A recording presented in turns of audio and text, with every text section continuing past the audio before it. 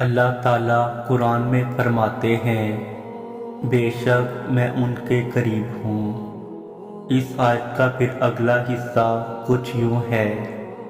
کہ جب پکارنے والے مجھے پکارتے ہیں تو میں ان کی دعا قبول کرتا ہوں، تو لازم ہے کہ وہ میری بات مانیں اور مجھ پر ایمان لائیں تاکہ وہ ہدایت پا سکیں۔ لیکن میں چاہتا ہوں کہ آج آپ صرف اس ایک لائن پہ غور کریں کہ بے شک میں قریب ہوں۔ آپ نے کبھی یہ محسوس کیا ہے کہ جب آپ بہت غم زدہ ہوتے ہیں یا پھر بہت اداس ہوتے ہیں تو آپ کا دل چاہتا ہے کہ کوئی ایسی ذات آپ کے پاس ہو جس سے آپ کا خیال ہو، جو آپ کے دکھ کو سمجھے، جس کے سامنے آپ بغیر کسی خوف کے اپنی سب سے کمزور سائیڈ لا سکیں۔ تب ہمارا جی چاہتا ہے کہ کوئی ہمارے اتنا قریب ہو کہ اسے منہ سے بول کر اپنا دکھ بتانے کی بھی ضرورت نہ پڑے، اور پتہ ہے کب منہ سے اپنا حال بتانے کی ضرورت نہیں پڑتی، جب دل ایک دوسرے کے قریب ہوتے ہیں، جب ہمیں سامنے والے سے محبت ہوتی ہے، پھر ہم اس کے کہے بغیر ہی اس کے اندر کی کیفیت کا اندازہ لگا لیتے ہیں۔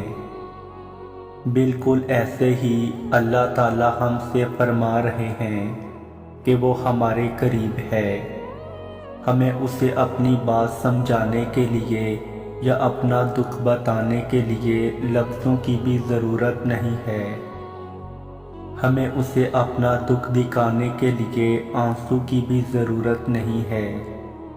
اکثر ایسا بھی ہوتا ہے کہ ہمارا دل غم سے پھٹ رہا ہوتا ہے، لیکن ہماری آنکھیں بالکل خشک ہوتی ہیں، اور تب ہم سوچتے ہیں کہ اللہ کے سامنے روئیں گے نہیں تو اللہ کو ہماری تڑپ کا کیسے پتہ چلے گا، جبکہ اللہ نے آپ سے فرما دیا ہے کہ وہ آپ کے قریب ہے۔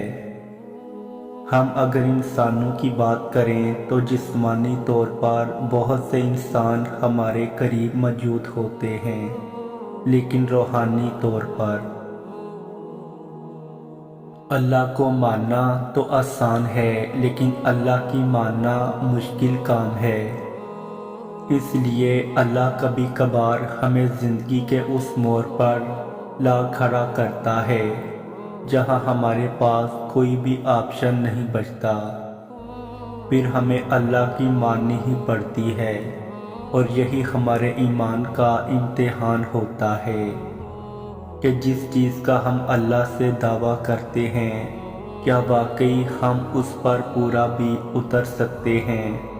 اپنی رضا کے لیے تو سبھی یقین رکھتے ہیں اللہ پر، لیکن اللہ کی رضا کے لیے صبر صرف ایمان والے کرتے ہیں،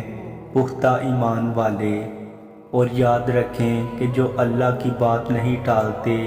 اللہ بھی پھر ان کی بات نہیں